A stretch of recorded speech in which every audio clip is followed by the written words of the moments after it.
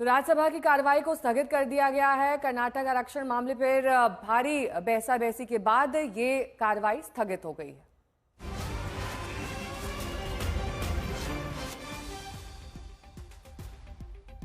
मुस्लिम आरक्षण को लेकर राज्यसभा में हंगामा देखा गया। सबसे पहले किरण रिजिजू बोले, उसके बाद जेपी नड्डा ने इस पर बोला।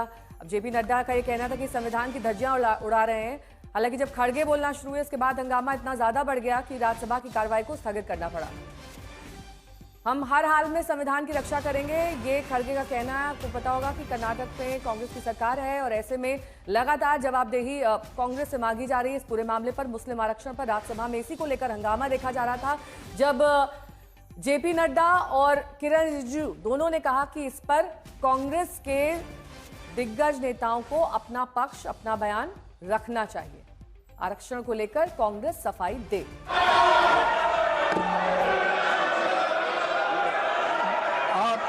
धन्यवाद सर, आपने मुझे समय दिया और उसका उत्तर देने का।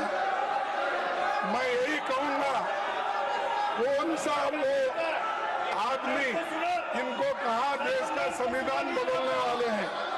देश का संविधान जो डॉक्टर बाबा साहब अम्बेडकर ने बनाया वो कोई बदल नहीं सकता। रिजर्वेशन भी कोई खत्म नहीं कर सकता।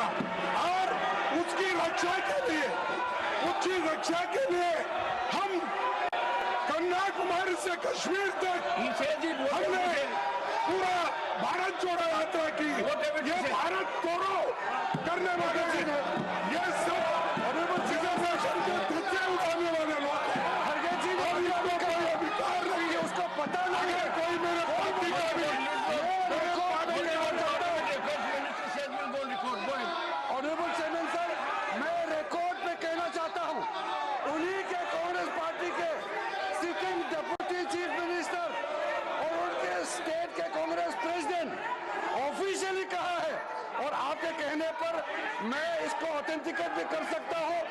और ये मुस्लिम लीग का पॉलिसी 28 अगस्त 1947 में मुस्लिम लीग ने जब रिजर्वेशन पॉलिसी को संविधान सभा में लेके आए थे, तब सरदार पटेल ने रिजेक्ट किया था। आज कांग्रेस फिर मुस्लिम रिजर्वेशन का बात उठा करके बाबा साहब का संविधान का इज्जत को इन्होंने मिट्टी में मिलाने का काम कर रहे हैं। हम खंडन करना चाहते हैं।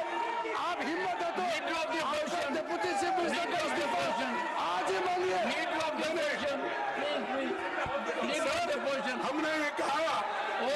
कहा कि भारत देश के संविधान को बचाने वाले हम लोग हैं और इस संविधान को हमने बनाया, हम नीति रक्षा करेंगे, ये लोग नहीं।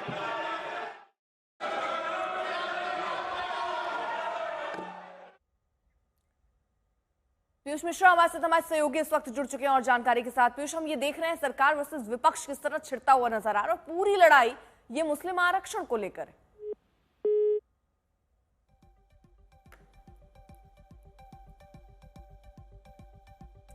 तो फिलहाल आपको बता दें कि जिस तरह से यह आरक्षण दिया गया है, बीजेपी उसको लेकर सवाल उठा रही है और कह रही है कि हमारे संविधान में धर्म के आधार पर आप किसी को आरक्षण नहीं दे सकते हैं। लेकिन उसके लिए भी कई तरीके अपनी अपनी सुविधा के हिसाब से जो सरकारें वो निकालती रही हैं।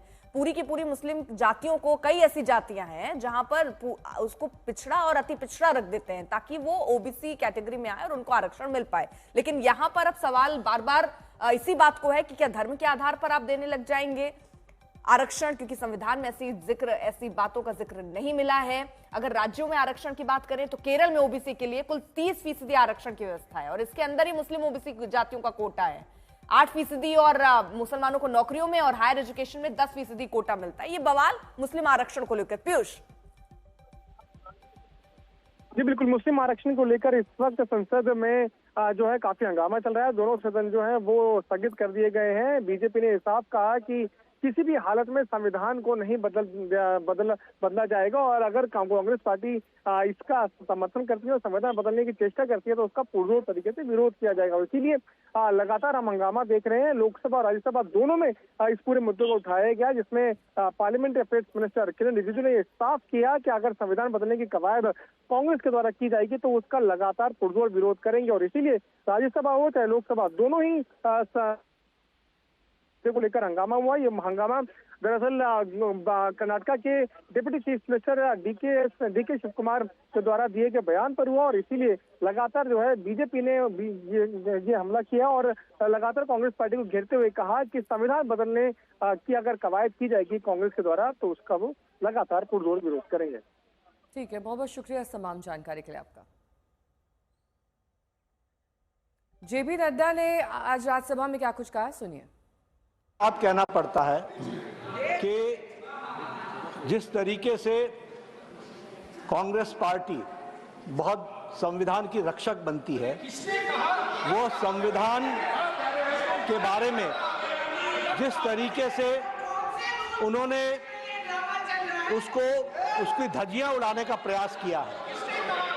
संविधान में डॉक्टर बाबा साहब अंबेडकर ने स्पष्ट लिखा है और कहा है कि रिजर्वेशन धर्म के आधार पर नहीं होगा। Reservation will not be done on the basis of religion. This is an accepted principle of the constitution of India. लेकिन साउथ में कांग्रेस की सरकार में रिजर्वेशन कॉन्ट्रैक्ट में 4% का रिजर्वेशन का पारित किया जाता है। कॉन्ट्रैक्ट में I'll authenticate. Yes, sir. The statement of the Karnataka में leader of the house, yes. The statement to which reference has been made by the Honorable Parliamentary Affairs Minister that a constitutional functionary holding position in the political party has made a statement that there will be reservation in contract for Muslim community. Yes. That statement be authenticated, yes, I'll authenticate, and sir. put on the table of the house. The Karnataka during the course of the day. I'll do that, sir. The Karnataka government has passed a bill granting 4% of reservation to minorities and in public contracts. In public contracts. ये और इसके साथ साथ जो वहां के deputy chief minister हैं, जिसके बारे में रिजू जी ने रेफरेंस दी है, डिप्टी चीफ मिनिस्टर ने स्टेटमेंट दिया है हाउस में कि जरूरत पड़ेगी तो हम संविधान को भी बदलेंगे। This is a very serious matter. और ये लोग बड़े संविधान के रक्षक बनते हैं और ये लोग संविधान की रक्षा करने की बात सारे देश को बताते हैं, ढोल पीटते हैं, वो संविधान की धज्जियां उड़ाते हैं। ये इसके लिए हम रोक करते हैं।